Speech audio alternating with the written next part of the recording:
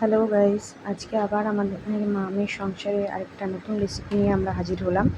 এখানে প্রথমে আজকের রেসিপি হলো আমাদের পুঁই পাতার বড়া ভাজা।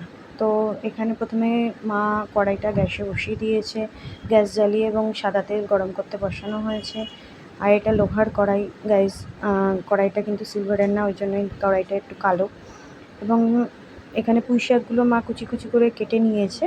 তো এর মধ্যে মা কিছু জিনিস মেশাচ্ছে, যেমন প্রথমে মেশালো হলো বেসন, তারপরে হলো লবণ, তারপরে একে একে সব কিছু মেশাবে। এরপর হলুদ গুঁড়ো দিচ্ছে মা। এই পুঁই শাকের বড়া বা পুঁই পাতার বড়া কার কার ভালো লাগে একটু কমেন্ট সেকশনে অবশ্যই জানাবেন। আমার তো খুব ভালো লাগে পুঁই পাতার বড়া। অনেকে চালের গুঁড়োও অ্যাড করে, আমরা চালের গুঁড়ো অ্যাড করিনি। কেউ চাইলে ইচ্ছা করলে চালের গুঁড়ো অ্যাড করতেই পারে।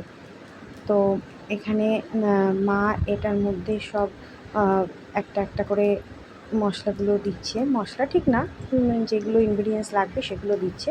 এবং এগুলো দিয়ে সব কিছু দিয়ে মা এটাকে মাখিয়ে নিচ্ছে ভালো করে, কারণ এটার মধ্যে জল দেওয়ার প্রয়োজন নেই, কারণ জল দিলে পরে আরও ছেড়ে যাবে পাতাগুলো।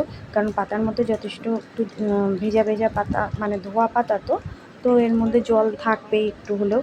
তো এর মধ্যে এটা মাখিয়ে নিলে কোনো অসুবিধা হবে না, কারণ এটা একটুখানি আটো আটো করেই মাখাতে হবে, নাহলে তেলে দিলে এটা তেল থেকে ছেড়ে যেতে পারে। তো সেই জন্যই এটাকে একটু শুকনো করেই মা মাখাচ্ছে। এবং এরপরে মা এর মধ্যে একটু জোয়ান অ্যাড করবে, তো সেই জোয়ানটা মা অ্যাড করছে। তো এরপর জোয়ানটা অ্যাড করে এটাকে ভালো করে মা মাখিয়ে নিচ্ছে, যাতে পুরো পাতাগুলোর মধ্যে বেসন, নুন, হলুদ, জোয়ানটা ভালো করে মিশে যায়। জোয়ানটা দিলে কী হয়, এর মধ্যে একটা টেস্ট আলাদা আসে। এটার মধ্যে খুব ভালো লাগে খেতে। মুখের মধ্যে পড়লে জোয়ানের টেস্টটা একটা খুব সুন্দরভাবে আসে। তো মা এটাকে ভালো করে মাখিয়ে নিচ্ছে। তো গাইস, তোমাদের কেমন লাগছে আমাদের ভিডিও অবশ্যই জানাবে। এবং লাইক শেয়ার অবশ্যই চাই, কারণ তোমরা লাইক শেয়ার না করলে পরে আমাদের ভিডিও যে আমাদের ভালো হচ্ছে কি খারাপ হচ্ছে আমরা তো বুঝতে পারছি না, তাই না গাইস? নতুন চ্যানেল, তোমরা একটু অবশ্যই আমাদের পাশে থেকো। তো এরপর মা এই বড়াগুলো আস্তে আস্তে তেলটা গরম হয়ে গেছে, তেলের মধ্যে মা ছেড়ে দিচ্ছে বড়াগুলো ছোটো ছোটো চ্যাপ্টা চ্যাপ্টা করে। মা বড়াগুলো বড়ার সাইজে আর কি পুঁই পাতার এই মিশ্রণটাকে ছাড়ছে তেলের মধ্যে। তো এরপর এটাকে ভাজা হতে টাইম দিতে হবে, কারণ এই বড়াগুলো যত ধীরে ধীরে ভাজা করা যায় ততই খেতে টেস্ট হয় এবং মুচমুচে হয়। তো সেই জন্যই মা তেলের মধ্যে, গরম তেলে পুঁই পাতাটা ছাড়ছে, যাতে আস্তে আস্তে করে হয়, আস্তে আস্তে করে ভাজা করতে হবে। দুই পিঠই ভাজা করতে হবে, কারণ এপিট ওপিট দুপিঠ ভালোভাবে ভাজা না হলে পাতার ভিতরটা কাঁচা থেকে যাবে এবং খেতে ভালো লাগবে না, তখন টেস্ট আসবে না সেই টেস্টটা।